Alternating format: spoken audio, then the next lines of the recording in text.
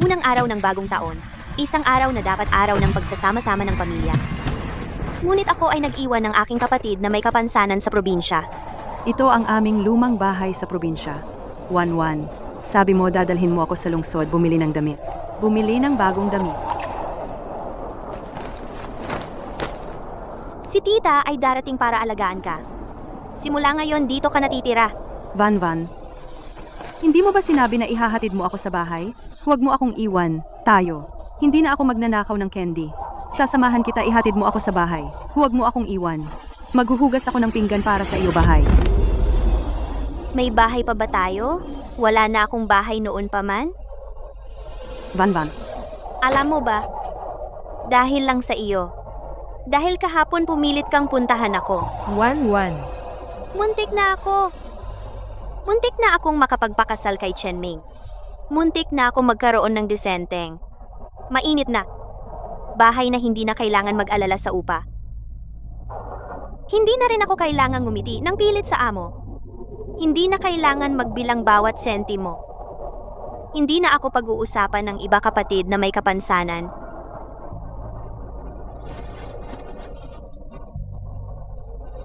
Maagang namatay ang aming mga magulang. Nagsumikap akong magtrabaho para kumita ng pera, para lang makakain tayo. May makain, mahigit 20 taon na. Wala ni isang araw na para sa aking sarili ang nabuhay. Dahil sa'yo dapat ba akong magdala ng lahat ng ito? Van, iiwan mo na ba ako? Wanwan, darating na ang tiya. Simula ngayon, hindi ka na ate ko. Wanwan, wag mo akong iwan. Wanwan, wag mo akong iwan. Wanwan? Sinabi mo na iuuwi mo ako. Wanwan, wag mo akong iwan. Balik ka. Sinabi mo na iuuwi mo ako.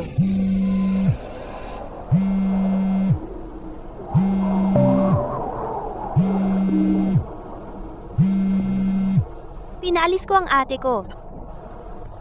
Tayo? Pwede ba tayong magsimulang muli? Ang lahat ng ito, bunga ng aking sariling pagkakamali.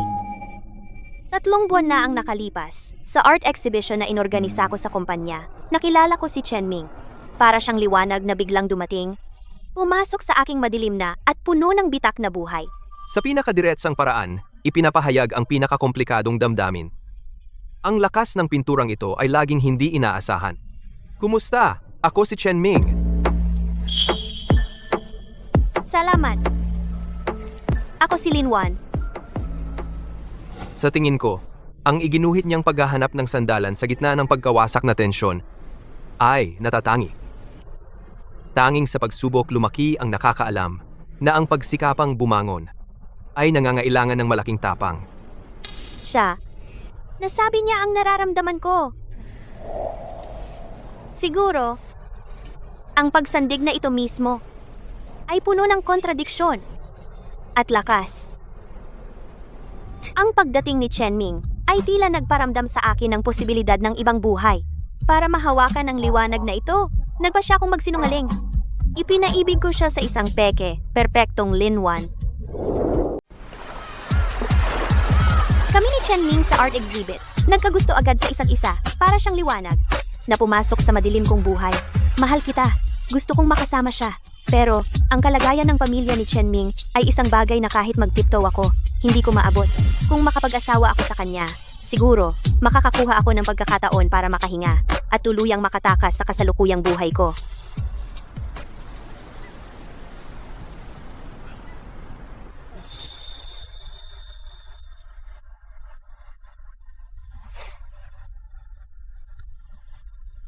Maganda.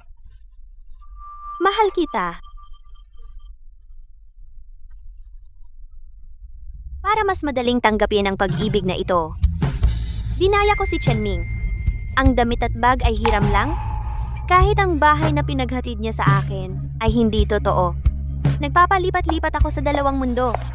Araw-araw, parang naglalakad sa tightrope.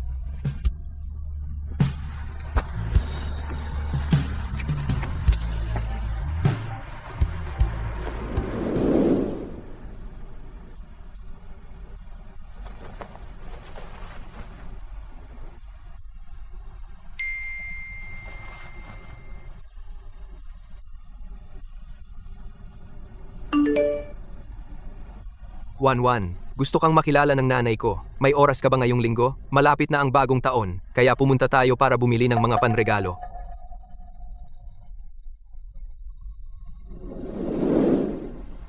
Sabi ng nanay ko, ngayong taon gusto niyang magdagdag ng mga espesyal na sangkap at gawin sa bahay. Kaya, pumunta kami dito para mamili. Tara na.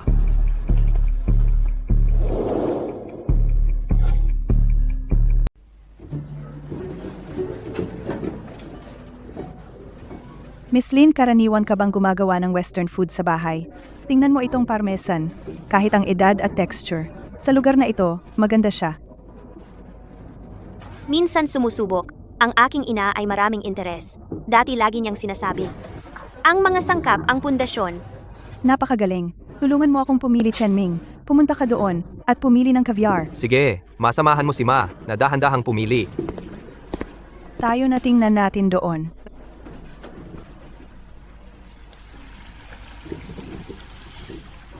Para sa bagong taon, gusto naming gumawa ng sariwang seafood sa bahay.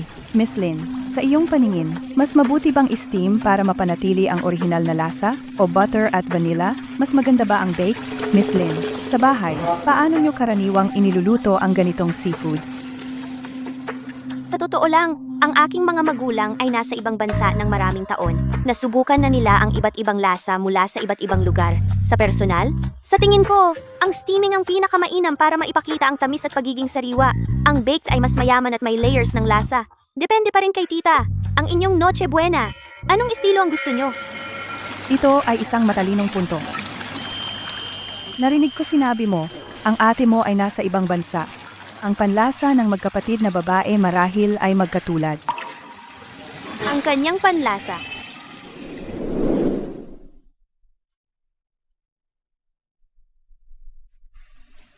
Wanwan, kumain ka rin. Saan siya kumain ng mga ito?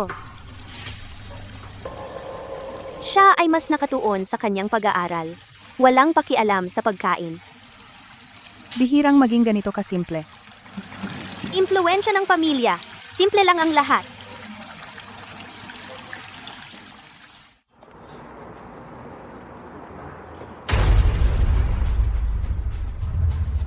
Inihaw na kastanyas na may asukal. Bibili ako ng inihaw na kastanyas para kay Wanwan. Miss Lynn, may nakilala kang kakilala? Vanvan, malamig ba? Malamig ka ba? Ito ang scarf mo. Sino siya? Bakit kanya tinatawag na bunso? Bakit mo kami niloloko? May ganyan kang tangang ate? Gusto mo pang pumasok sa angkan naming Chen? Panaginip lang yan. Dali, dalhin mo yung tanga mong ate. Umalis ka, Miss Lynn.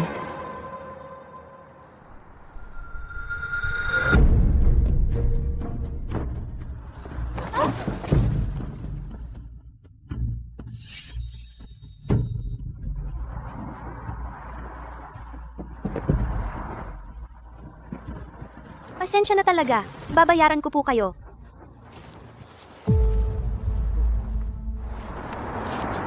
Nakagulat ka. Ang ingat mo talaga. Tita, hindi po kayo nasaktan? Okay lang ako. Miss Lynn, mabilis kang kumilos sa emergency. Desidido ka talaga. Hindi naman. Nagkagulo lang. Bumabawi lang. Punta tayo sa harap para tumingin ng mga window cutouts. Narinig ko na ngayon ay may mga artisan na naggugupit ng papel doon. Ma. Wanwan. Kanina habang hinihintay kita, may nakita akong babaeng nakasuot ng pulang jacket. Mukha siyang kawawa. Palagi siyang tumitingin-tingin sa paligid. Pulang jacket. Baka nawalay sa pamilya. Maraming tao kapag bagong taon. Madalas mangyari. Ang hirap ng ginawa mo ngayon, salamat. Si Miss Lynn ay talagang maingat. May magandang panlasa sa pagbili. Malapit na ang bagong taon. Saan kayo kakain ng reunion dinner? Makakauwi ba ang mga magulang mo? Ang proyekto nila matatapos bago ang bagong taon. Nag-book na sila ng ticket. Malamang makakauwi sila. Mabuti naman, magkasama ang dalawang pamilya kumain ng reunion dinner. Ang tatay ni Chenming matagal nang gustong makilala ang mga magulang mo. Magandang ideya yan, Ma. Wanwan. Siguradong masaya yan. Mabuti. Ito, tita. Magaling ang kamay mo. Sarili mong gawa na regalo. Mahalaga ang intensyon. Inaasahan ko na makita ang mga magulang mo.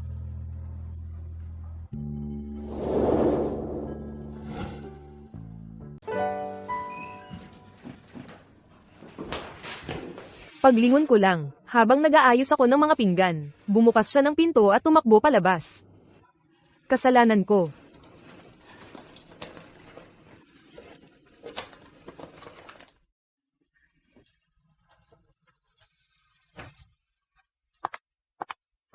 Van, naaamoy ko ang mga sweet chestnuts.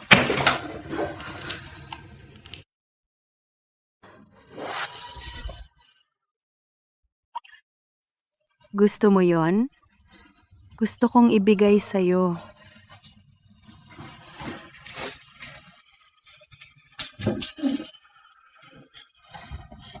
Ate, huwag kang lumabas ng mag-isa ng palihim, lalo na kapag nasa labas ako nagtatrabaho. Kung lalabas ka ulit ng palihim, hindi na kita gusto. Narinig mo ba? Ayaw ko. Wan, pasensya na. Mali si Xiao Xiao. Mabait si Xiao Xiao, hindi na muling tatakbo ng kung saan-saan si Xiao Xiao. Minsan sana. Ang ate ko ay parang bata na lang palagi. Para hindi niya maintindihan ang aking kahinaan.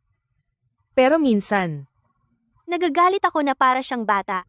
Dahil kahit gaano ako kahirapan, gumagamit siya ng pinakamalinis na mga mata na tumitingin sa akin.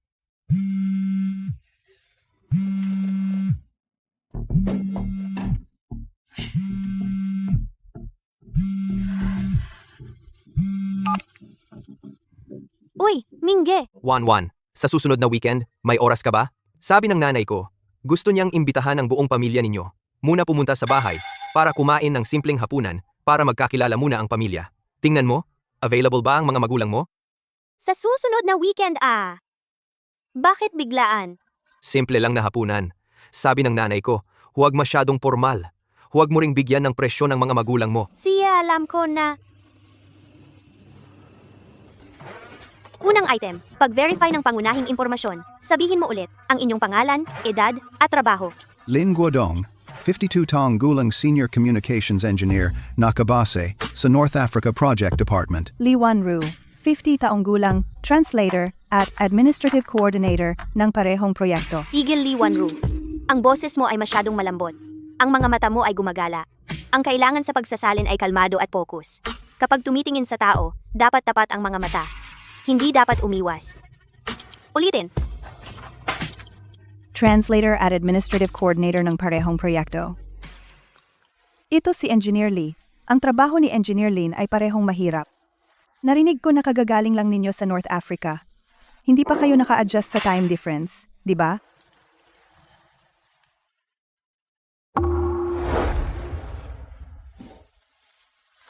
Kapag nagsasalita ka, huwag mong kusang-kuskusin ang iyong pantalon gamit ang kamay. Ugali ng mga engineer. Gusto nilang humawak ng panulat kapag nag-iisip o ayusin ang salamin sa mata.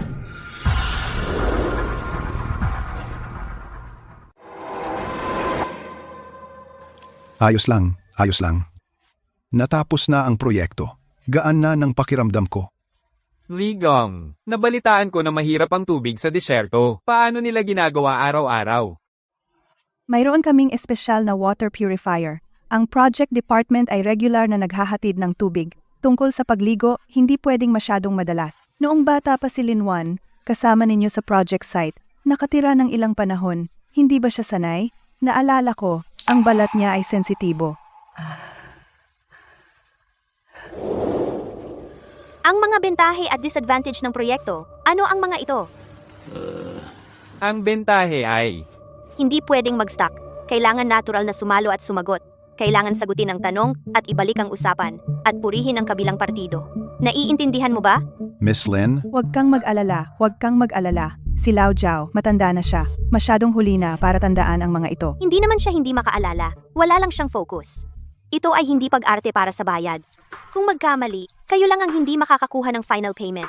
Pero ang buhay ko ay masisira na. Naiintindihan mo ba?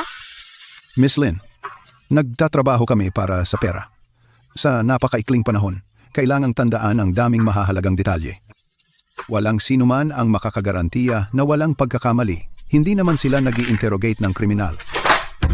Sa paningin nila, ako ang kriminal. At kayo ay ang tanging abogado ko sa depensa. Kung magkamali, sabay tayong babagsak. Oo nga, kaya sobrang naaawa ako sa kanya. Pero si Wanwan ay mature, hindi nagrereklamo. Mrs. Chen, napaka-detalyado mo. Napansin mo pa ito, mukhang nag-aalala ka sa aming si Wanwan. Paano mo natitiis ibalik siya sa bansa, ipaalaga sa iba? Dahil ang educational resources doon ay limitado. At mahina ang aking katawan, nag-aalala sina mama at papa. Ma, wag mo nang itanong. Parang nag-iinspeksyon. Tito, tita, subukan ninyo ang sabaw na ito.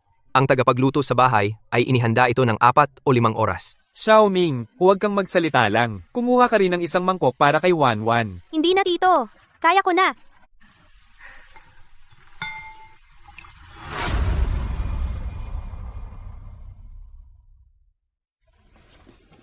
Van, may kastanyas para sa'yo.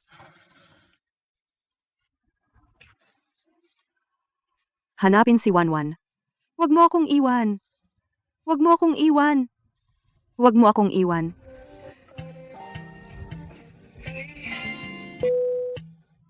Pasensya na sa inyong lahat. Tawag ng mangungulit. Sagutin mo na, mukhang may importante. Sagutin mo na lang, mukhang may kailangan talaga. Okay lang po, tita. Siya ang beauty consultant ko. Nangungulit kung kailan ako pupunta para magpa-facial. Kailangan lang nilang maabot ang KPI sa katapusan ng taon. Nakakainis ang mga sales na yan. Anong beauty salon? Sa susunod, isama mo ako para maranasan din. Si. Maganda ang kanilang skincare technology. Itong si Miss Lin, hindi sumasagot sa tawag. Ang lagnat niya ay 39.5 degrees na. Kung hindi pa ito bumaba, may masamang mangyayari. Hindi pwede. Hindi na dapat maghintay pa. Miss Lin, ang ate mo ay nasa Netherlands. Anong larangan ang pinag-aaralan niya? May kaibigan ako sa Leiden University. Baka magkakilala sila. Nag-aaral siya ng marine microbiology, ang partikular na subfield. Hindi ko rin alam ng eksakto. Palagi siyang nagsasalita ng mga technical terms. Ang advisor niya ba ay Professor Leonard? Siya ang autoridad sa larangang iyon. Parang narinig ko sa ate ko. Siguro nga. Ako at si Professor Leonard, mga matatandang magkakilala. Naalala mo ako dyan. Tatawagan ko siya.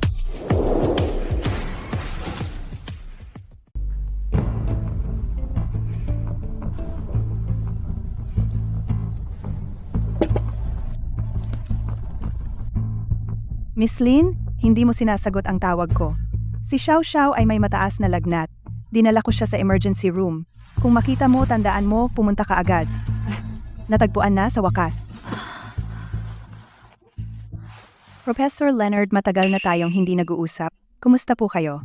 Mabuti naman, Gingging. Shen, salamat sa iyong pag-aalala. Ang proyekto ng professor ay bago tiyak na mahirap iyon, di ba? May estudyante ka ba na ang pangalan ay Lin? Lin Xiu. Si Siu siya ang pinakamagaling kong graduate. Kilala rin siya ni Gi and Inge. Siya narinig ko na may kapatid siyang babae. Oo, may kapatid siyang si Wan. Maganda ang relasyon nila bilang magkapatid. Xiaowan, ikaw ang pinakamatalik kong kaibigan sa bansa. Salamat sa pag-aalaga mo sa akin sa mga nakaraang taon. Aalis na ako.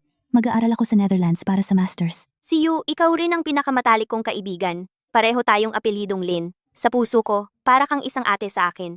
Kaya mula ngayon, sasabihin ko sa lahat, si Lin Wan ay si Lin Shu, na pinakamagaling na kapatid. Sige, salamat. Paalam. May ganyan kang ate, ang galing. Wan, magaling ka rin.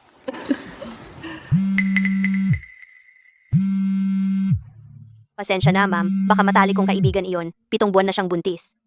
Kaninang hapon, sinabi niyang medyo hindi siya maayos. Sinabi ko sa kanya na kung may mangyari, tawagan mo ako agad. Kahit gabi na, okay lang.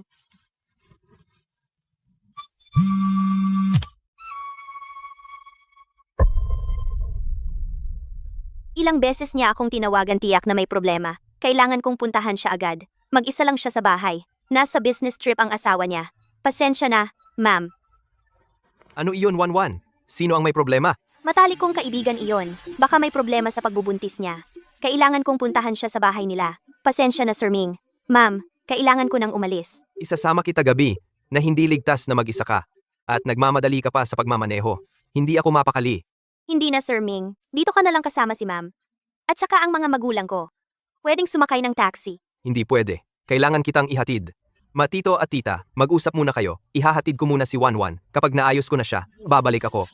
Sige, Miss Lin, ipaalam mo sa kaibigan mo na kami ay bumabati.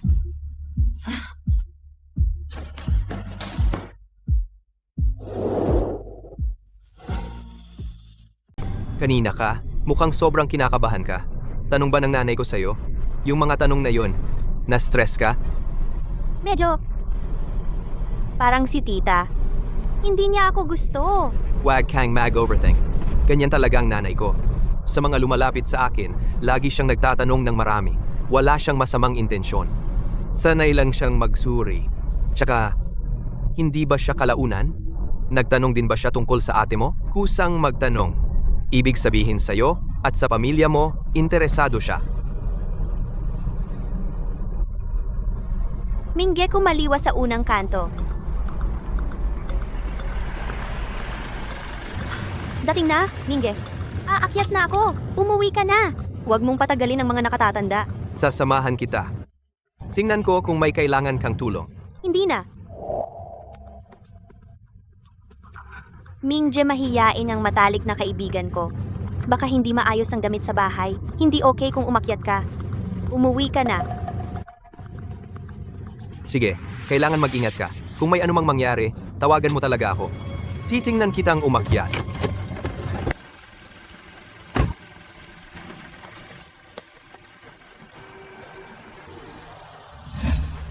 Jiang Ai, anong room kayo sa klinik? Darating na ako.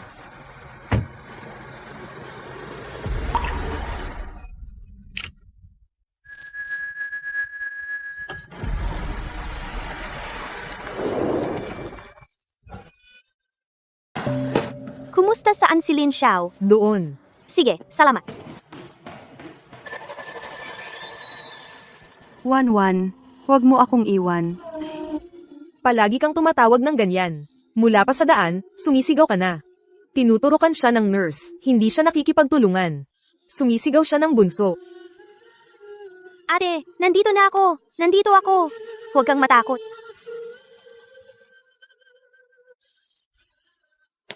Nurse, kumusta ang ate ko? Lin Xiao, kumusta siya? Pamilya, huwag mag-alala, ginagamot na siya. Mga sintomas ng kumbulsyon dahil sa mataas na lagnat, kailangan maobserbahan.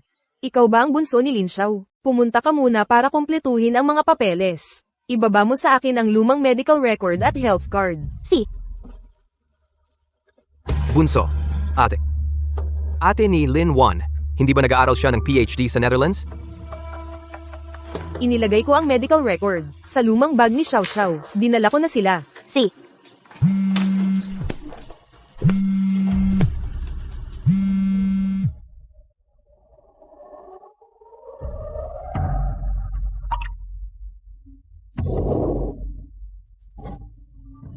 Van Van.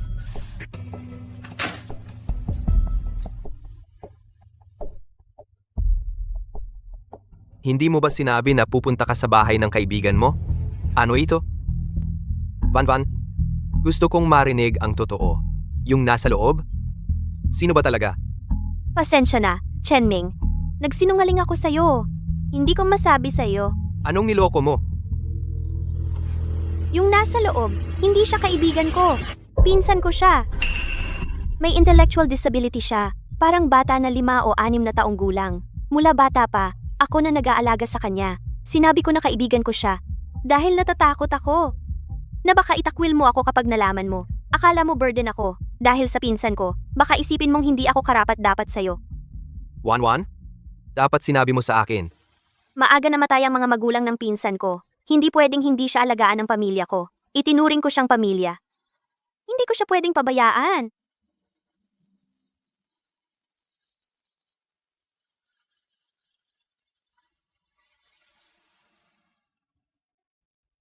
Chenming, hindi mo ba ako sinisisi? Hindi kita sinisisi, pero mula ngayon, huwag mo na akong lilihiman.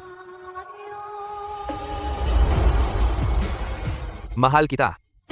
Kaya kahit anong klaseng tao ka, gusto kita. Hindi mo ako gusto. Ang mahal mo lang ay yung magandang imahe ko. Sa sandaling matanggal iyon, ay babalik ako sa putikan. Ate, nandito na ako. Wanwan, saan ka pumunta? Akala ko, iiwan mo ako. Hey! Huwag kang gumalaw. Nag-i-injection ka pa. Paano kita iiwan? Huwag kang mag-isip ng kung ano-ano.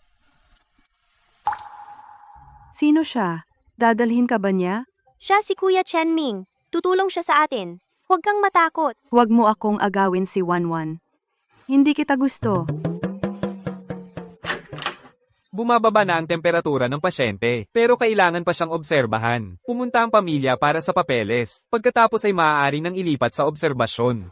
Pupunta na ako. Wanwan, huwag kang umalis. Ako na lang.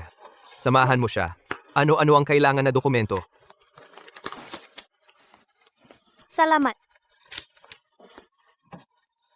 Wanwan, nanaginip ako kina mama at papa. Nanaginip ako na sila.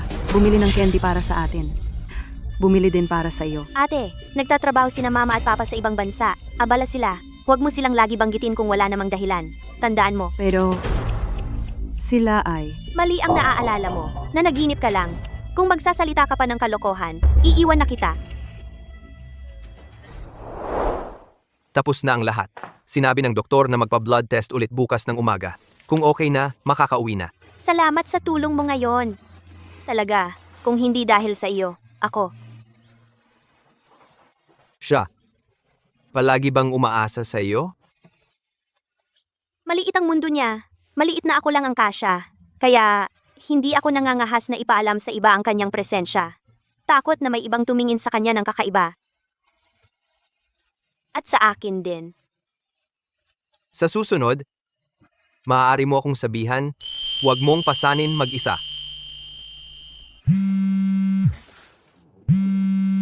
Sasagot ako ng tawag. Kumusta, nanay? Nasa labas pa ako. Si Wanwan, may kamag-anak siyang biglang nagkasakit. Tumutulong ako sa ospital. Ano? Ma? Pupunta ka rito?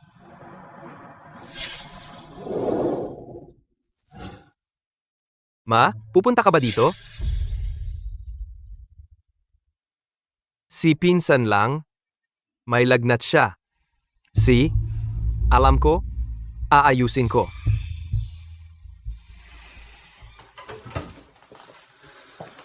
Sabi ni nanay, nag-aalala siya sa'yo. Kanina gusto niyang pumunta. Tumanggi ako. Si tita, hindi ba siya masaya? Kasalanan ko na itinago ko sa inyo, na sayang ang oras mo. Wala, nag-aalala lang siya. Huwag kang mag-alala masyado. Alagaan mo muna si pinsan. Bukas ng umaga ihahatid ko kayo. Hindi na, masyadong abala. Ako na lang. Desidido na. Mag-isa ka. At kailangan mo siyang alagaan. Hindi maginhawa.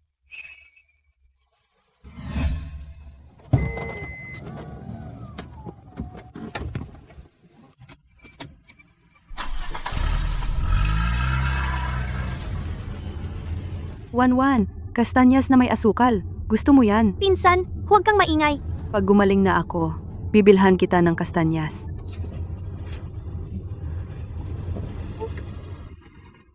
Wanwan, dito ba nakatira si Xiao Xiao? Parang hindi maganda ang kapaligiran dito. Ito ay bahay ng mga magulang ni Pinsan. Ang lumang bahay na iniwan nila. Pamilyar si Pinsan dito. Kung magpalit ng lugar, matatakot siya. At saka, malapit ito sa pinagtatrabahuhan ko. Madali para sa akin na pumunta minsan. Karaniwan, si tita ang nag-aalaga sa kanya dito. Baka kung magpalit ng kapaligiran, baka gumaling ang sakit ni Xiao Xiao. Yung sinabi ko dati. Talagang hindi namingge. Ikaw na, marami nang natulong sa akin. Kung may problema, sabihin mo sa akin. Oo nga, sabi ni nanay. Sa handaan ng bagong taon, sana makadalo ang buong pamilya mo. Hayaan si Xiao Xiao na mag-isa sa bagong taon, hindi rin maganda. Ganito, sama natin siya kumain. Magsaya. Maligayang bagong taon. May malaking angpaw sa bagong taon. Sige, okay. Yung Lin Xiao, kamukha ba ni Wanwan?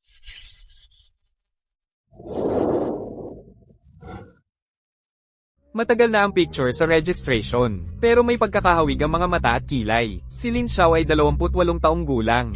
Sabi sa record ay may intellectual disability. Si Lin Wan ang palaging guardian. Maagang namatay ang mga magulang niya. Walang naitalang ibang direktang kamag-anak. Tungkol naman sa mga magulang ni Lin Wan at ang kanyang ate sa ibang bansa. Sa ngayon, ang matatagpuan lang sa kanyang social media ang binanggit niyang impormasyon at isang tala mula sa isang universidad sa ibang bansa. Malabong record ng alumni. Kailangan pang i-verify. Mabuti. Ipagpatuloy ang investigasyon. Mag-update kung may bago. Ate, makinig ka. Ang sasabihin ko ngayon, napakahalaga. Kailangan mong tandaan. Kung hindi, magkakaproblema tayo. Malaking problema. Ang bagong taon, makikisama tayo kay Kuya Chenming at ang pamilya niya para kumain. May makikilala kang 2 tao. Tatawagin mo silang Tito, Tita. Tito. Tita.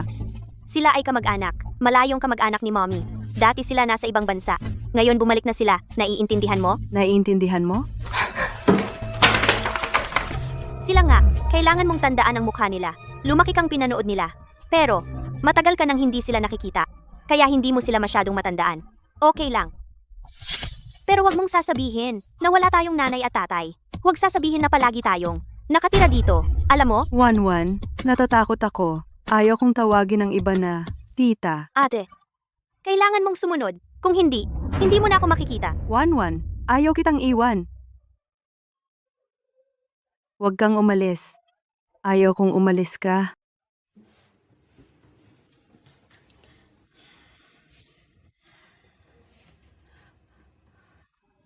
Ito si Tito. Ito si Tita.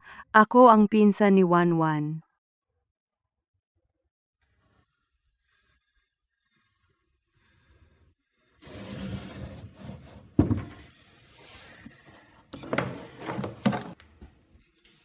Nanay at tatay. Si Wan ay abala. Hindi maingay si Xiao. Mabait si Xiao. Tandaan ni Xiao. Tito. Tita. Ito ay galing sa matandang kaibigan na isinend. Sabi niya, natagpuan habang nag-aayos ng mga lumang gamit. Ito ay ilang taon na ang nakalipas. Sa orphanage, kuha habang nagvo-volunteer. Napapansin ko lang medyo nagkataon. Ang saya ng pamilya ni Wan. Paano siya napunta sa orphanage? Ma, huwag mo nang pakialaman ito. Naniniwala ako kay Wan. Tatanungin ko siya para linawin. Oh.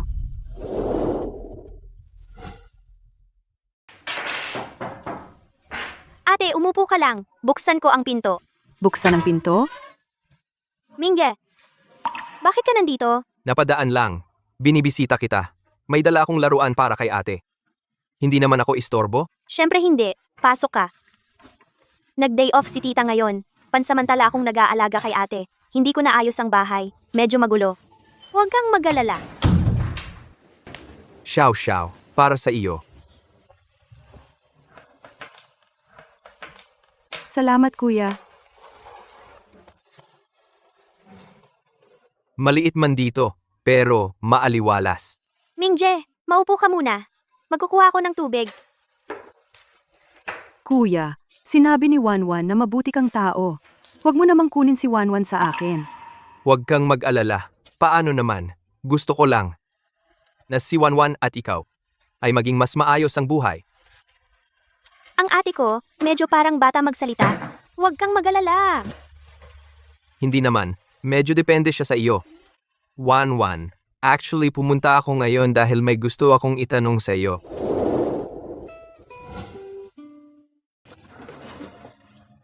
Sabi mo, Nanay ko. May kaibigan siya, dati siyang nag-volunteer sa bahay ampunan, kahapon may nakita siyang mga lumang larawan, doon ay may 2 batang babae. Kamukha mo at ng pinsan mong babae noong bata pa. Apelyido rin nila Eileen. sabi mo ang Sunshine Orphanage, di ba? Iyon ay malamang kami. Ang tunay na magulang ng pinsan ko pagkatapos mamatay ay nanirahan sa bahay ampunan ng ilang panahon. Pagkatapos, ang mga magulang ko sa pamamagitan ng isang charity ay nalaman ang sitwasyon at naisip na magkasundo kami. Kaya ginawa nila ang mga papeles. Parang malayong foster care. Sa totoo lang, ayon sa batas, hindi ito opisyal na pag-aampon, pero itinuturing naming siyang pamilya. Ito ang araw na isinundo ko ang pinsan ko sa pag-uwi. Maliit pa kami noon. Hindi ko na masyadong naalala. Ang naalala ko lang may mataas na slide sa bakuran. Itong dalawang magkapatid na babae, nagkaroon ng aksidente sa kanilang bahay, at namatay ang mga magulang. Ang panganay para iligtas ang bunso, ay, hindi sinasadya, natama ng ulo. Direktor, gusto lang naming kumuha ng isang malusog na bata. Huwag mong kunin ang kapatid ko. Ganoon pala, pasensya na, Wanwan. Hindi ko sinasadya na alamin ang tungkol sa nakaraan mo. Pero, Naiintindihan ko. Nag-aalala rin si tita sa iyo. Ang sitwasyon ng pamilya ko talagang medyo komplikado. Nagabala kami sa iyo at kay tita. wag mong sabihin niyan. Ako dapat ang mag-sorry sa hinaharap. Kung may problema ka, siguradong hanapin mo ako. Wanwan, sisindi ang sasakyan. Oo, kung noong araw na iyon ay inampon ako, siguradong lahat ay magiging iba na. Siya ay prangka. Ang mga papeles ng foster care karaniwan ay may records. Tanungin mo si Wanwan kung pwedeng makita ang mga dokumento noon. Ma, ito ba ay? Gusto ko lang malaman kung may posibilidad sa pamamagitan ng ilang charity channels na mabigyan ng mas mabuting pangangalaga ang batang iyon para sa ikabubuti nila. Mga panauhin, ito ay sa aming hotel, unang VIP room. Pwedeng tingnan ng lahat ang kapaligiran ng kainan. Lynn at Lee kayo ay laging nasa ibang bansa. Tiyak na marami na kayong nasali ang kasalan. Ang dalawang anak ay ikakasal. Gamit ang kwartong ito kumpara sa mga nasa ibang bansa. Baka masyadong moderno? Estilo, hindi problema ang moderno.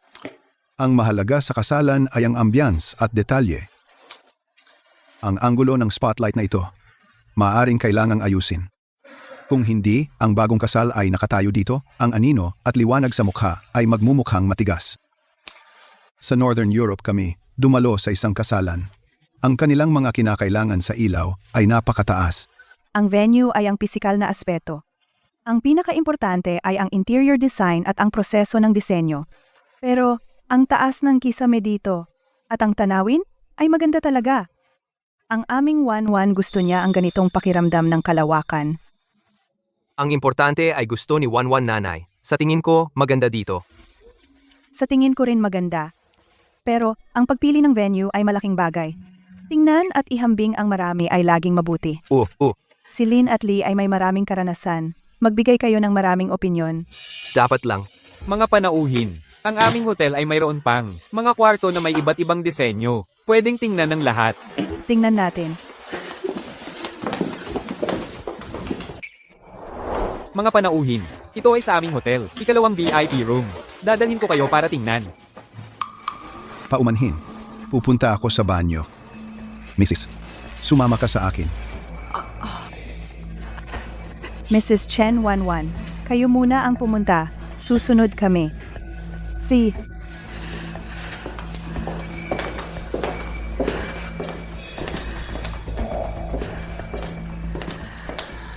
Naku, Okay naman, hindi naman ako nahuli. okay naman. Tingnan mo ang palad ko. Puro pawis dali. Pumunta sa banyo. Ayusin ang makeup, panatag.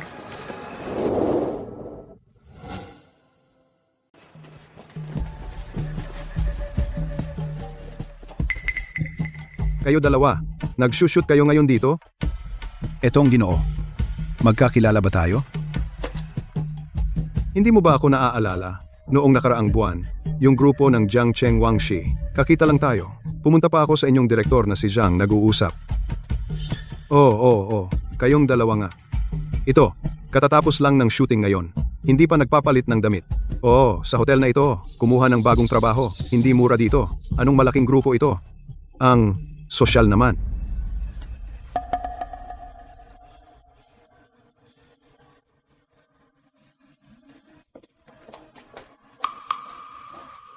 Pau, baka nagkakamali kayo.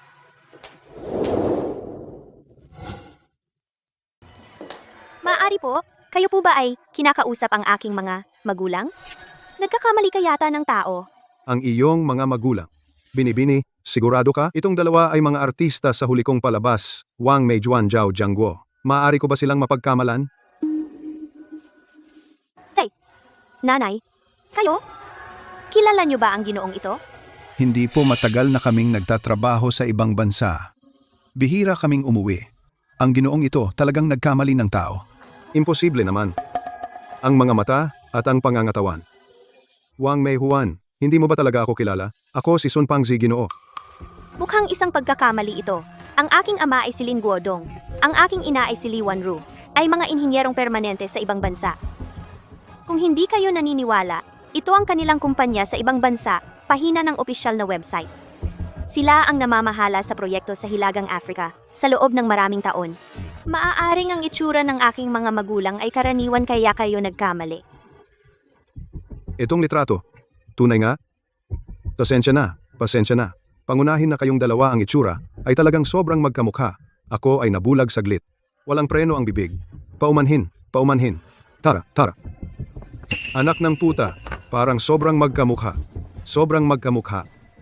Tita Mingge, paumanhin? Nagkaroon ng maliit na aberya. Walang anuman, ang kanilang direktor. Araw-araw, maraming tao ang nakikita. Normal lang ang magkamali ng tao. Engineer Lee, salamat sa inyong pagsisikap ngayon. Ngunit tungkol sa lugar, kailangan pa naming pag-isipan. Malapit na ang bagong taon, kayo ay kakabalik lang. Magpahinga kayo. Obligasyon namin, Mrs. Chen. Napaka-polite ninyo.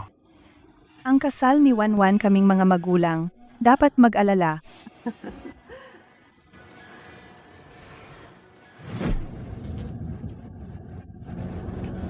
Wanwan.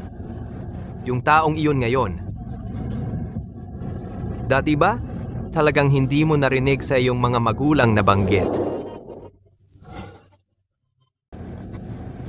Wala talaga. Ang magulang ko ay nasa ibang bansa palagi para magsaliksik. Simple lang ang social circle ko. Wala rin akong kamag-anak sa bansa. Dapat nagkataon lang siguro. Tingnan mo, pati ang opisyal na larawan sa website. Magkamukha pa. Oo nga. Nag-overthink lang ako.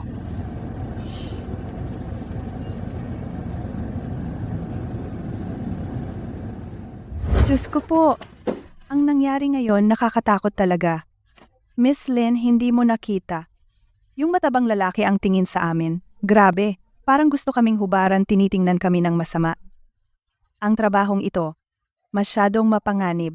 Hindi na ito pag-arte. Ito'y parang inilalagay natin sa panganib ang buhay. Sino ang nakakaalam kung sino pa ang makikilala natin sa susunod? Sa mundo ng mga artista, marami ang nakakakilala sa atin kung sakaling magkita ulit. Aksidente lang ngayon. Sa susunod, iwasan nating pumunta sa mataong lugar. Ang hapunan ng bagong taon ay sa pribadong kwarto. Ligtas naman. Hindi pwede. Ang sabi mo ay walang silbi. Huwag muna nating pag-usapan yung na-expose tayo ngayon. Kaming dalawa lang ang tumanggap ng trabaho mo. Marami kaming tinanggihan na trabaho. Kailangan mong dagdagan ang bayad namin. Doble hindi. Hindi. Triple ang huling bayad. Kung hindi ang hapunan ng bagong taon kaming dalawa, baka hindi na makapunta. Dagdagan ang bayad. Pwede. Pero, kung titigil kayo ngayon yung perang napagkasunduan, wala kayong makukuha kahit piso. May mga bagay. Kung ilantad, walang makikinabang, kayo ay gagawa. Kapag may bayad, nagbabayad ako para maiwasan ang gulo.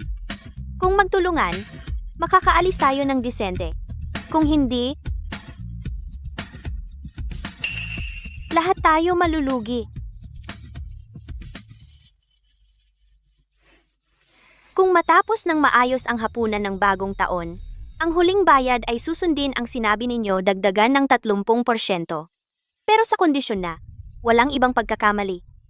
Ito ang huling pagkakataon. Dahil si Miss Lin ay mabait, hindi naman kami walang hiya. Sige, magtitiwala ulit sa'yo. Mabuti naman.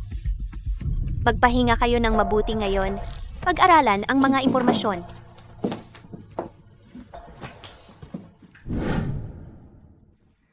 Masyadong maayos ang pagtatago ng buntot ng fox. Pero, ang tao ay may kahinaan. May damdamin. May butas.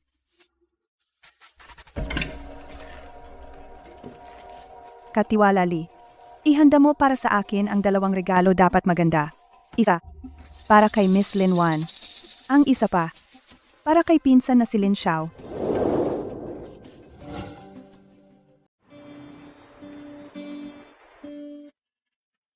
Tara, subukan mo ito. Ito ang specialty nila. Tamang-tama ang luto. Salamat, Ming. Saka. May importante akong sasabihin. Ngayon, ang tatay at nanay ko ay formal nang nagdesisyon para sa hapunan ng bagong taon na sa lugar na napag-usapan natin dati ang Ting Taoje ng UFO at handa na ang menu lahat ng paborito mo. Ang bait ni na tito at tita. At saka, ang nanay ko ay espesyal na nagsabi. Sabi niya, ngayon, 2 pamilya ang formal na reunion dinner. May ibang kahulugan nito, kaya kailangan nating imbitahin ang iyong mga magulang. At si Xiao Xiao na pinsan dapat lahat ay dumalo walang maiiwan. 1-1. Anong nangyari sa iyo? Biglang namutla ang mukha mo.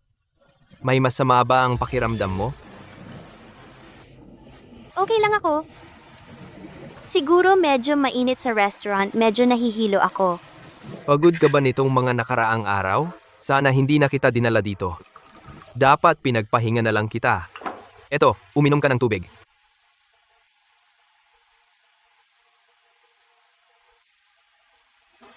Okay na talaga ako. Ikaw kanina mo sinabi, si Xiao Xiao ay sasama rin? Espesyal na sinabi ng nanay ko. Sabi niya, dahil ito ay pamilyang reunion dinner. Si Xiao Xiao ay kapamilya mo ring syempre dapat siya ay nandyan. Naghandog din siya kay Xiao Xiao ng laruan. Pero Ming, alam mo ang kalagayan ng aking pinsan.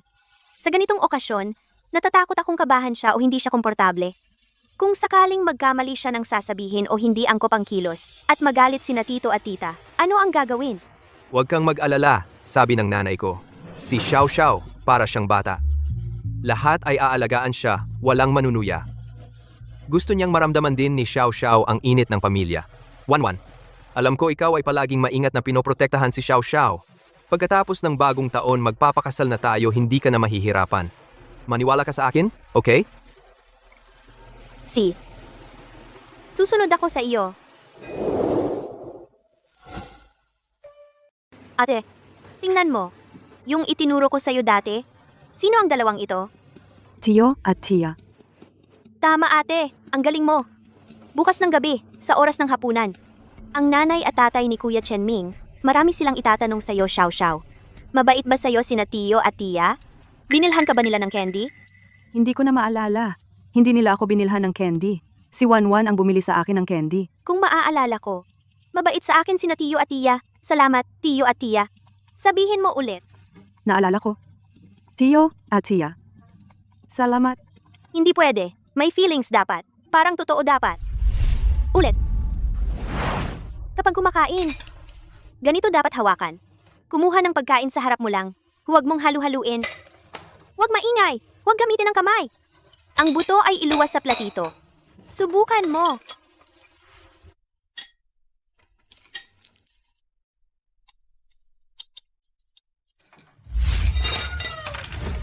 Ayaw kong matuto. Hindi ko matutunan. Masama si Wanwan. Sinigawan ako ni Wanwan. Huwag ka nang umiyak.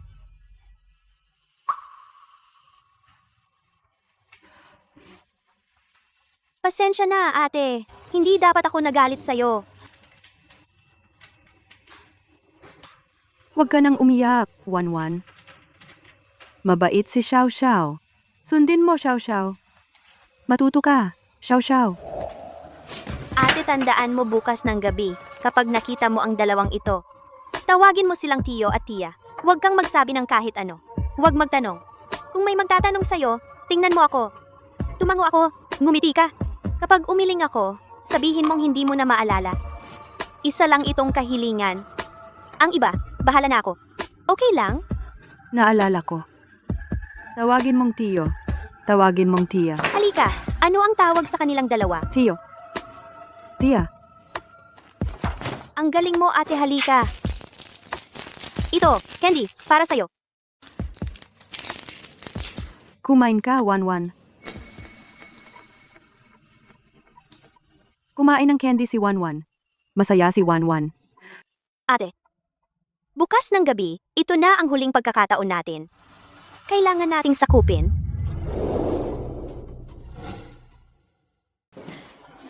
Tandaan natural. Tawagin ng tama ang tao. Iwan mo na sa akin ang iba.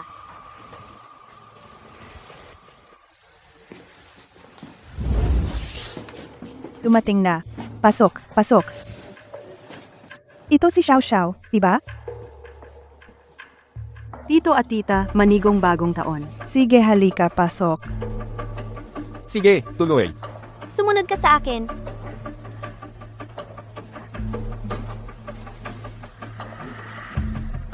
Xiao, uminom ka ng matamis. Salamat tita. Engineer Lim, may isang bagay. Matagal ko nang gustong itanong pero nahihiya ako. Si Xiao, na batang ito, nakakaawa. Noong mga panahon na iyon, ang kanyang mga biolohikal na magulang, ano ba talaga ang nangyaring aksidente? Ang kanyang kalagayan, likas ba ito o nakuha lang? Ang kanyang mga biolohikal na magulang ay aking malayong pinsan at asawa nito. Noong mga panahon na iyon, na aksidente sila, hindi na sila nailigtas. Si Xiao ay maliit pa noon na trauma at nauntog ang ulo. Kaya, Noong nakatanggap kami ng abiso at nagmadali kaming pumunta, ang batang ito ay nasa ampunan na. Sabi ng doktor, nasira ang kanyang utak. Ang kanyang IQ ay tumigil na sa panahong iyon. Kaming dalawa, naawa kami sa kanya, kaya siya ay Isang mabuting bata. Talagang hindi madali.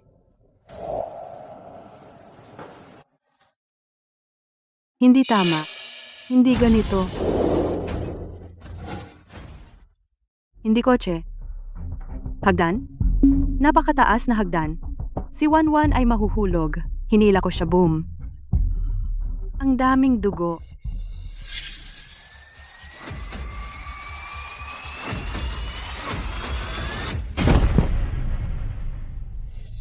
Tapos, nawala si na mama at papa. Hindi na tayo gusto ni na mama at papa. Wanwan, nasaan si na mama at papa? Nasaan si na mama at papa? Linwan. Mukhang ang alaala ng ate mo ay iba sa sinabi ninyo.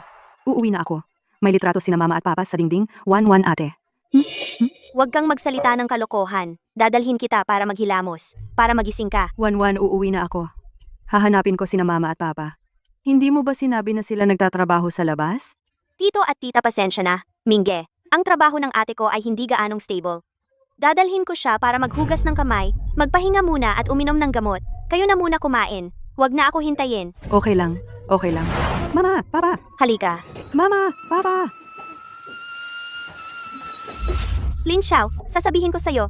Kung magsasalita ka pa ng isang salita, sabihin mo uuwi na, sabihin mo mama at papa, o anumang hindi dapat sabihin, aalis ako agad. Hindi na babalik, iwanan kita mag-isa dito. Narinig mo ba?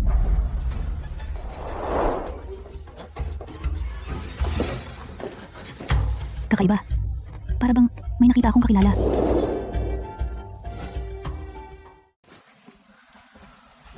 Pasensya na kayo. Ang kondisyon ng pinsan ko, mas stable na. Madalas siyang hindi makaalala ng mga bagay-bagay. Kapag inaatake, kailangan ng gamot para kontrolin. Okay lang, Wanwan. Kain na tayo. Malapit nang lumamig ang pagkain. Mr. at Mrs. Chen Tagay ko sa inyo.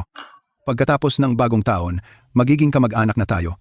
Sana magkasundo-sundo tayong lahat. Cheers! Sa'yo, gaano katagal ang balak mong manatili sa bansa? Huwag kang mag-alala. Matagal ang eksperimentong ito. Makakarating ako sa reunion. Lalo na si Linwan. Di ko alam kung kumusta na siya ngayon. Linwan. Ikaw nga? Sabi ko na pamilyar ang boses eh. Tagal nating di nagkita. Ang galing ng timing. Wanwan, miss na kita. Sabi ko nga, sa mga araw na ito, yayain ka sanang lumabas. Sino naman ito? Ang pangalan ko ay Lin Siu. Ako, ang matalik na kaibigan ni Wanwan sa kolehiyo. Wanwan, umuwi na rin ang ate mo. Mahirap siguro para kay Professor Lin sa bagong paaralan. May estudyante ka bang apelyidong Lin? Lin Siyo, Sa'yo ah. Siya ang pinakamahusay kong nagtapos. Kilala rin siya ni Ginang Shen. Balita ko may babaeng kapatid siya. Oo, may kapatid siyang babae na nagngangalang Wan. Maganda ang relasyon ng magkapatid. Tama, maganda ang relasyon naming dalawa. Itinuturing niya akong ate.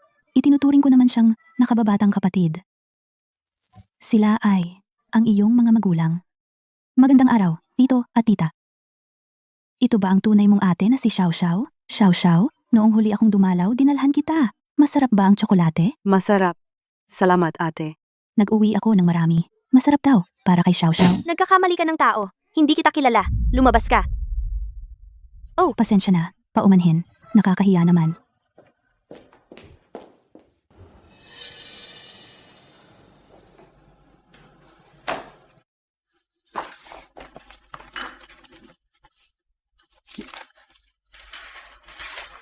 Binibining Lin, hindi ka pa ba magsasabi ng totoo? Tita Shen, inimbestigahan mo ako palagi. Siyempre, hindi ko papayagan ang anak kong lalaki na magpakasal sa isang manloloko. Miss Lin, mukhang kailangan nating magkakilala muli. At hinihiling ko sa inyong dalawa na magpakilala ng formal. Ako, Hindi kami. Nagtatrabaho lang kami para sa pera. Siya ang umupa sa amin. Magkano sa isang araw magpanggap bilang kanyang mga magulang. Ang iba wala kaming alam. Oo. Siya ang nagturo sa amin na gawin ito. Mr. at Mrs. Chen, kami lang ay ordinaryong mamamayan. Nagkamali ng sandali. Pakiusap, patawarin ninyo kami. Kaya, ang iyong mga magulang ay maagang namatay. Ang iyong ate ay napinsala dahil sa iyo. Naging may kapansanan. Kayo ng iyong ate ay nagtutulungan sa buhay. Napakahirap ang buhay. Lahat ng ito ay totoo, tama ba? Wanwan, ang sinasabi nila ay totoo lahat? At ikaw, para makapasok sa mayamang pamilya, makatakas sa kahirapan, maingat kang gumawa ng isang kasinungalingan na ang mga magulang ay inhinyero sa ibang bansa at ang ate ay doktor, isang perpektong kasinungalingan. Kahit umupa ka ng mga artista para dayain ang aking anak, dayain ang aming buong pamilya, tama ba? Van? Huwag umiyak. Uuwi na tayo. Mabilis. Umalis na. Wanwan, Wanwan, bakit umalis na silang lahat? Ayaw ni Xiao Xiao dito. Wanwan, iuwi mo si Xiao Xiao. Sabi ni nanay, ang handa sa bisperas ng bagong taon ay marami. Magagandang palabas sa TV. Sa gabi ng bisperas ng bagong taon, matagal akong nanaginip ng maganda. Sa wakas ay nasira. Bumalik ako sa araw na wala akong lahat. Wanwan, iuwi si Xiao Xiao. Isasama kita pa uwi.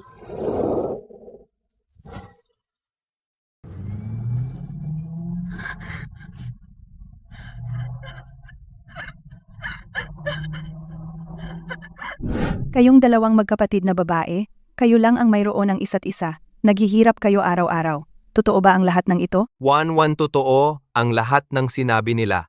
Van, wag mo akong iwan.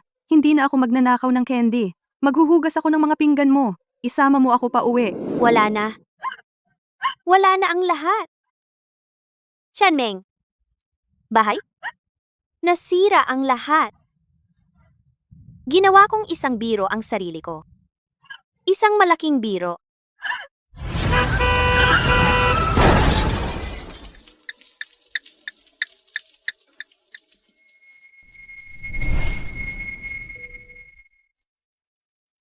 Tatay,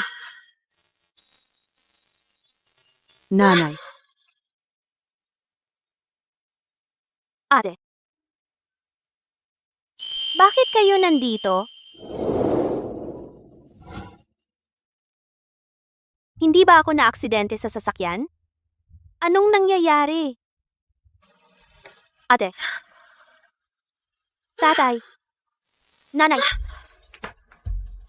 Bakit kayo nandito? Unang araw ng bagong taon. Saan pa ba kami dapat? Wanwan, nalito ka yata sa tulog. Kakagaling ko lang sa Netherlands. Para sa bagong taon.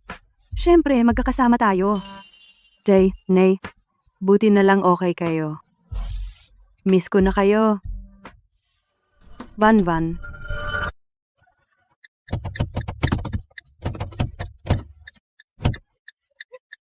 Wanwan, gising.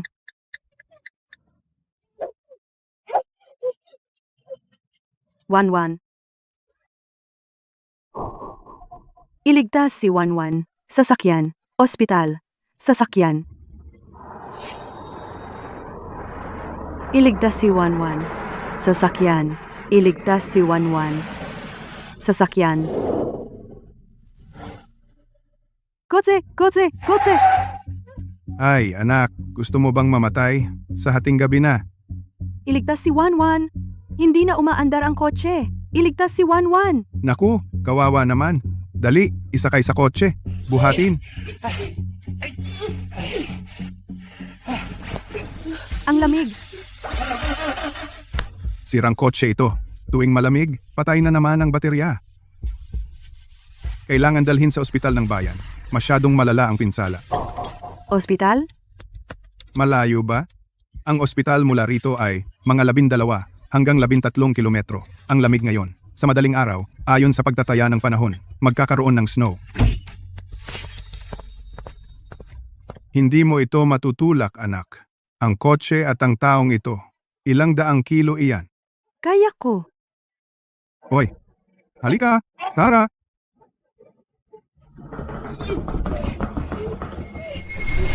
Maligayang bagong taon. Van.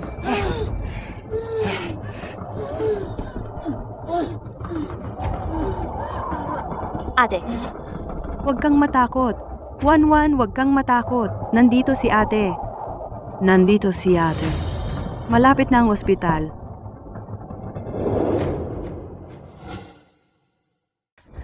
Malapit na ang ospital. Ate, sumakay ka na at umupo sandali. Ako na ang magtutulak. Hindi. Mabilis akong magtulak.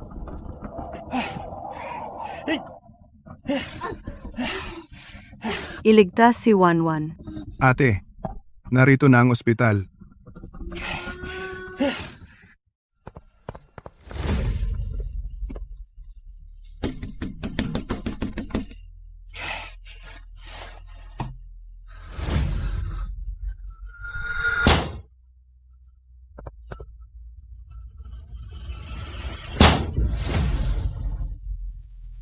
May sugatan, dalhin ang stretcher. Ate, tiis lang. Wanwan. Van. Ate, Iligtas si Wanwan. ate.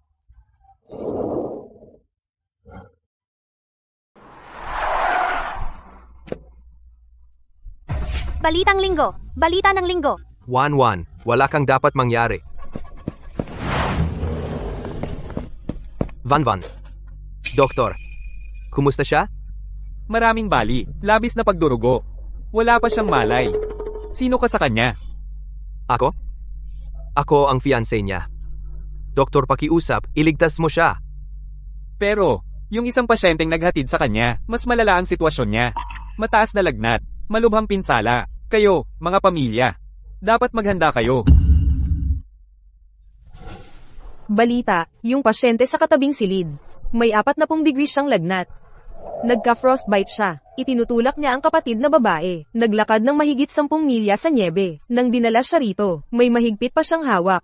Hindi mabuka ang kanyang kamao. Sa huli, ang doktor, tinurukan siya ng pampakalma. Medyo kumalas ang kamay. Gumising ang nasa bed 2. Ano nangyari sa ate ko? Kumusta na siya? Huwag ka munang mag-alala, humiga ka. Humiga ka muna.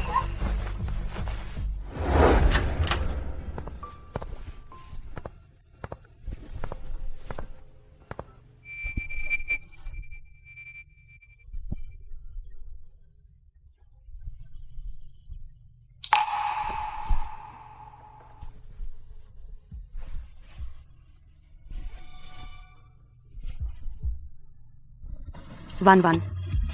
Huwag mo akong iwan. Huwag kang umalis. Huwag mo akong iwan.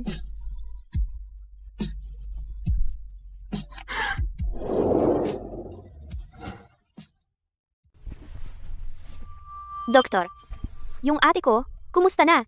Pamilya ni Lin Xiao. Ang vital signs ng pasyente, stable naman.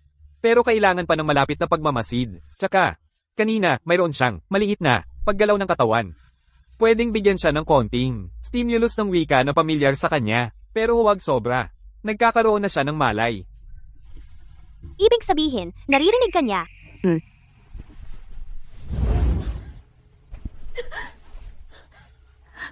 Ate. Masakit ba?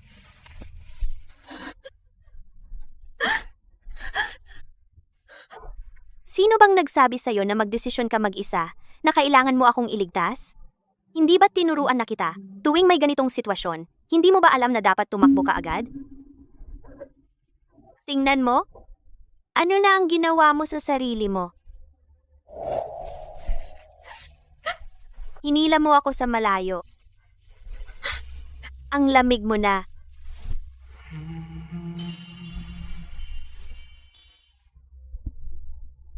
Ate. Ate, gising. Simula ngayon, hindi na ako maiinis sa'yo. Pakigising ka na. Ate? Ikaw ang nagsabi na ikaw ang ate, na lagi kang kasama ko, ate.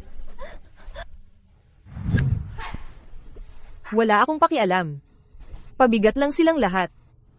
Isama na lang sa ampunan.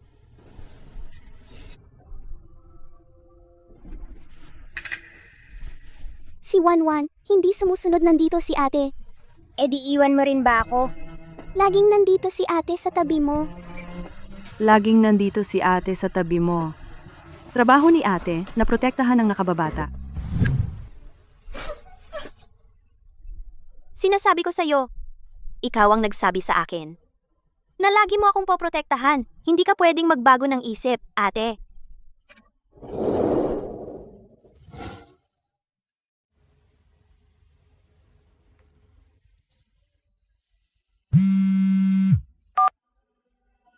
Xiaoming, saan ka galing ng ganitong oras? Nanay?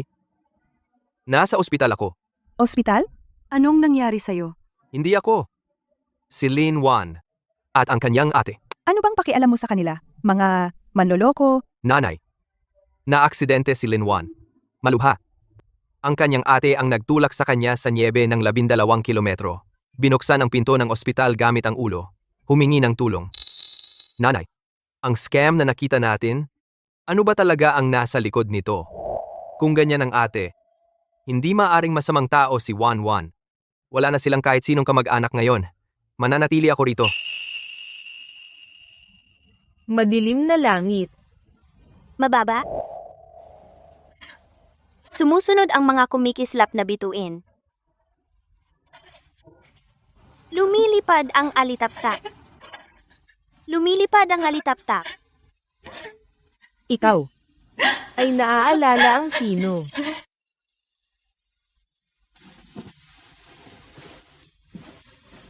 Wanwan, hindi makatulog? Namimiss ko si nanay. Eddie, kakanta si Xiao Xiao para kay Wanwan, ng kantang minsang kinanta ni nanay sa atin.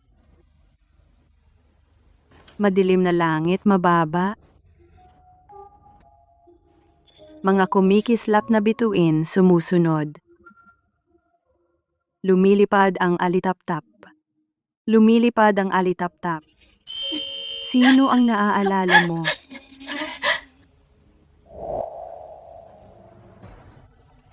Ate. Gising ka na. Ate. Kanina, parang napanaginipan kitang umiiyak. Ate, gustong pahiran. Ang luha ng bunso. Ate. Pasensya na. Mali ako, ate. Pasensya na. Wan, huwag kang iiyak, Wanwan. Ate, Tatawag ako ng doktor.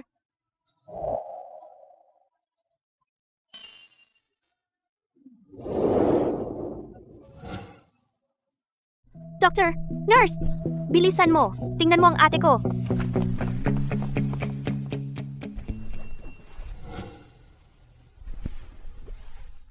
Alam ko na. Lahat ng bagay. Alam kong maagang namatay ang mga magulang mo. Alam kong kayo ng ate mo, nag-uunawaan sa hirap. Alam kong maraming trabaho ka. Alam ko ang mga kasinungalingan mo. Pero Lin Wan, ang minahal ko, hindi kailanman iyong anak ng inhinyero sa ibang bansa. Hindi ang sosyal na may ate na doktor. Ang minahal ko ay ang babaeng sa exhibit, umiiyak para sa isang pintura. Ang babaeng iyon. Ang babaeng pagod na, pero laging ngumingiti sa iba. Ang babaeng may pangarap, nagsisikap, kahit iniiwasan, ay inaalagaan ng ate niyang may kapansanan. Ang babaeng iyon. Itinago mo lang siya, pero ang tunay na ikaw, nandyan pa rin. At ang mahal ko, ay siya.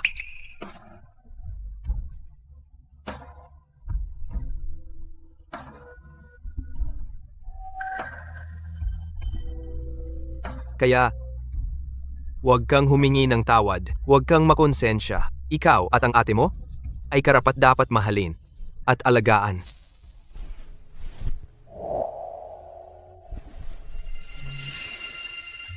Kaya, papakasalan mo ba ako? Ito ay para sa iyo talaga.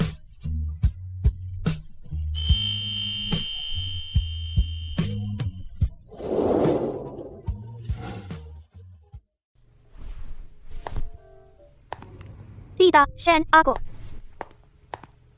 Hindi ka pa ganap na gumaling. Magpahinga ka muna. Tita Shen.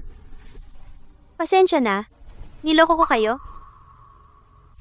Niloko ko si Chen Ming. Niloko ko ang lahat. Kalahati na ng buhay ko ang lumipas. Nakakita na ako ng maraming klase ng tao. May mga tao nagsisinungaling para sa pera. May mga tao nagsisinungaling para sa pangalan. May mga tao nagsisinungaling para sa kapangyarihan. Ang gaya mong pagsisinungaling. Unang beses ko palang nakita. Para sa isang kasinungalingan. Idinulog mo ang sarili mo sa wala ng paraan. Araw-araw nabubuhay sa takot. Sulit ba? Dati akala ko, basta makuha ko ang gusto ko. Ano man ang kahihinatnan, handa ako. Pero ngayon, tila, nagawa yata ako ng isang napakalaking katangahan. Van, ang gusto ko ay isang tunay na tahanan. Isang taong makakasama sa hirap at ginhawa, hindi isang nakasabit sa pader na perpektong larawan. Ang bobo mo, anak? Ang pamilya naming Chen, kahit na pinapahalagahan ang estado, mas pinahahalagahan ang pagkatao. Kahit nagkamali ka ng landas noon, pero sa totoo lang, ikaw at ang ate mo ay mabubuting bata. Tita Shen, salamat po. Nanay. Ang kasal natin. Sa tatay mo na pag-usapan na namin, hintayin nating gumaling si Wanwan. Tuloy pa rin ang kasal. Wanwan, masakit pa ba? Hindi na ate. Ikaw? Ang paa mo.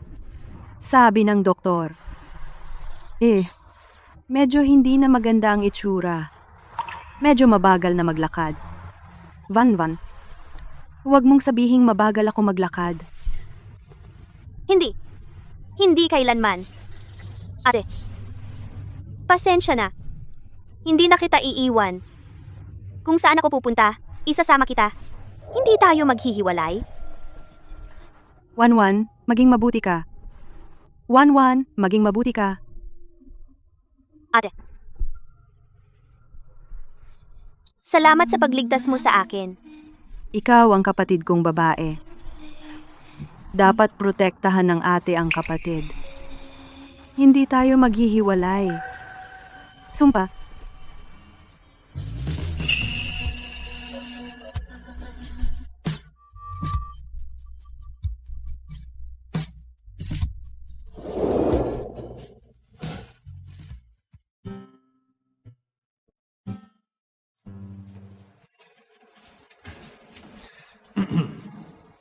Miss Lin Wan. Bilang pambansang paligsahan sa disenyo, nagwagi ng unang pwesto at din ito tagalikha ng pagsasama. Ano po ang inyong nararamdaman ngayon? Sa mga mahilig sa sining, ano ang nais ninyong ibahagi?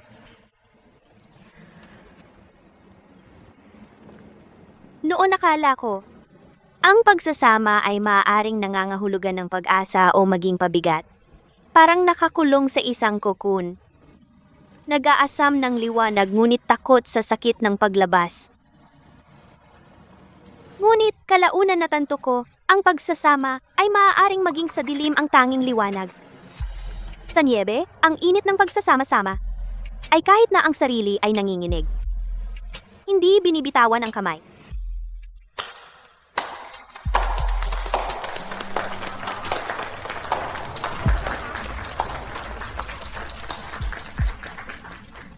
Nanay, tatay, nakikita ba ninyo? Nagawa ko na. Naabot ko na talaga lahat ng gusto ko. Sa sandaling ito, ako ay lubos na masaya.